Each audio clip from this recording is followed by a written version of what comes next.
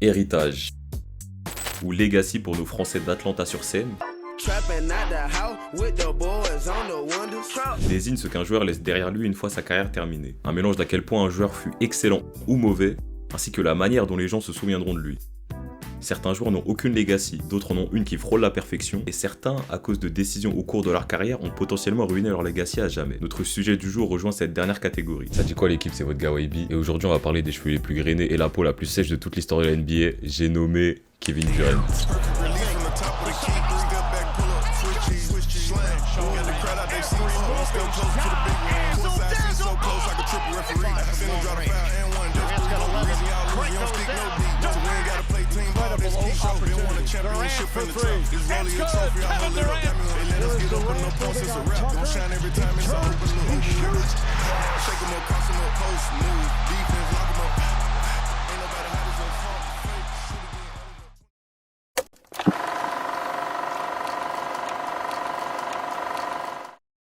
Kevin Wayne Durant, né le 29 septembre 1988 à Washington DC. Bon les gars, je vais pas vous présenter Kevin Durant quand même. Drafté à la deuxième place en 2008 par les Seattle Supersonics, derrière l'un des plus grands busts de l'histoire de l'NBA, KG ne tarde pas avant de faire ses preuves et de s'imposer comme l'un des meilleurs jeunes joueurs de la ligue. Rookie de l'année, il est rapidement rejoint par des joueurs qui deviendront de futures légendes du sport. Russell Westbrook et bien sûr Serge Ibaka.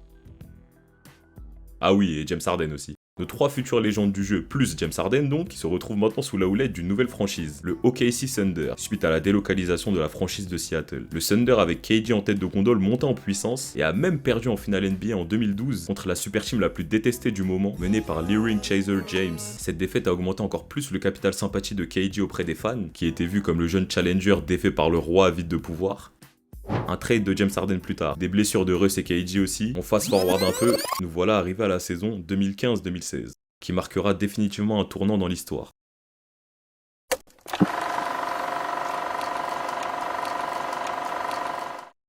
Entre 2012 et 2016, les rapports de force des équipes n'étaient plus les mêmes. OKC, qui était destiné à rouler sur la ligue sur les prochaines années après leur défaite en finale 2012, a alterné entre le bon et le très médiocre. Et surtout en 2016, c'était plus eux la tête à abattre à l'ouest, mais plutôt un gang de snipers mené par deux light skins du côté de la Californie, les Golden State Warriors. Tenants du titre, qui viennent de mettre les Bulls de 1996 dans le rétro, en battant leur record de 72 wins en 82 matchs à 73 wins, se retrouvent en finale de conférence face au Thunder.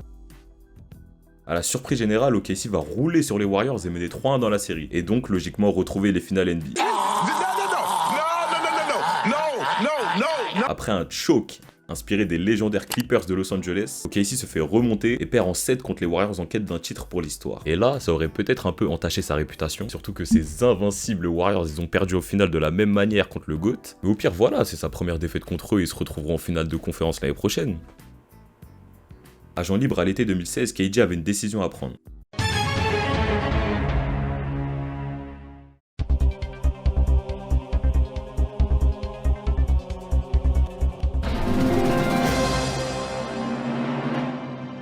Les mecs, ils étaient champions en titre encore il y a quelques mois avant qu'ils les rejoignent. Et encore, ils ont perdu en finale alors qu'ils menaient 3-1, ils ont perdu en 7. Meilleur bilan de toute l'histoire de la NBA. Donc là, concrètement, le message, il est clair. Il veut une bague. Quitte même à rejoindre une équipe qui n'a même pas besoin de lui. Il est vu comme un mec vicieux, prêt à tout pour réussir, comme les mecs qui passent le permis en boîte automatique là et qui font la formation en manuel après. C'est devenu le nouveau méchant de la NBA. Golden State va rouler sur tout le monde et finir en 67-15 sans forcer. En même temps, tu rajoutes à une armada quasiment invincible le meilleur joueur du monde ou ce qui s'en rapproche le plus, fallait pas s'attendre à mieux. C'est comme si Kylian Mbappé rejoignait le Real Madrid. Non, ça marche pas ça.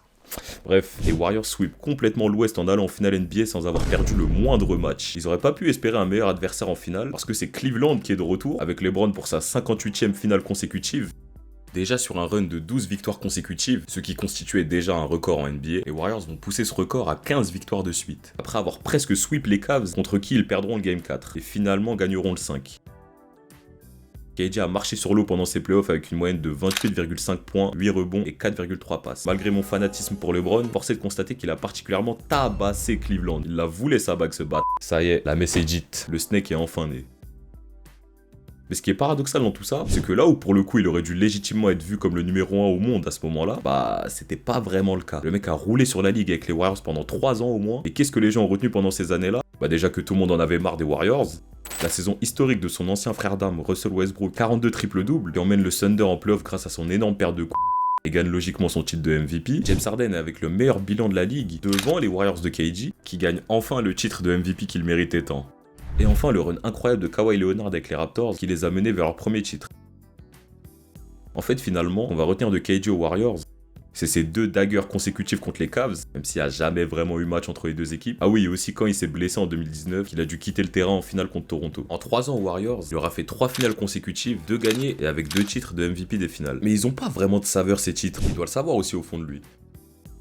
Il y a eu sa fameuse embrouille avec Draymond Green, qui lui dit qu'ils n'ont pas besoin de lui parce qu'ils ont déjà gagné avant lui. Le fait que tout le monde considérait quand même que c'était l'équipe de Stephen Curry, c'est toutes ces petites choses qui l'ont poussé à quitter les Warriors en 2019 et à rejoindre Brooklyn avec Kyrie Irving pour tenter de gagner seul.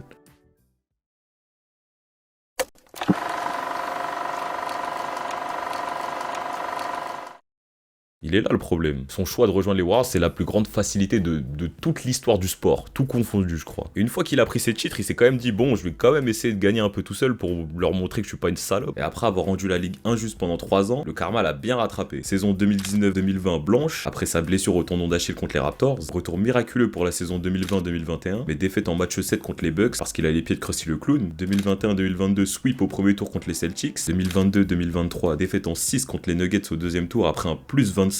Oui, parce qu'il est retourné à l'ouest entre temps, mais il faut suivre aussi.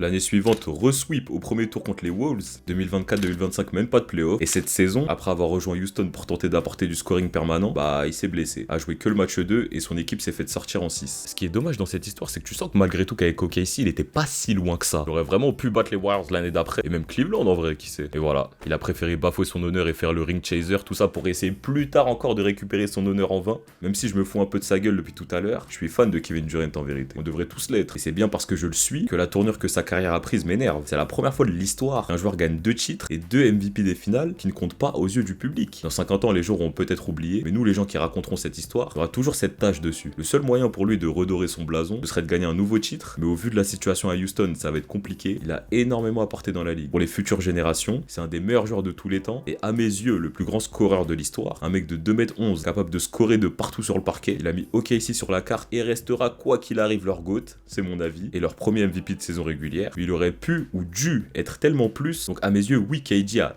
gâché sa legacy en rejoignant les Warriors, mais sa legacy va au-delà de ses titres remportés et il sera jamais le Slim Reaper de la ligue.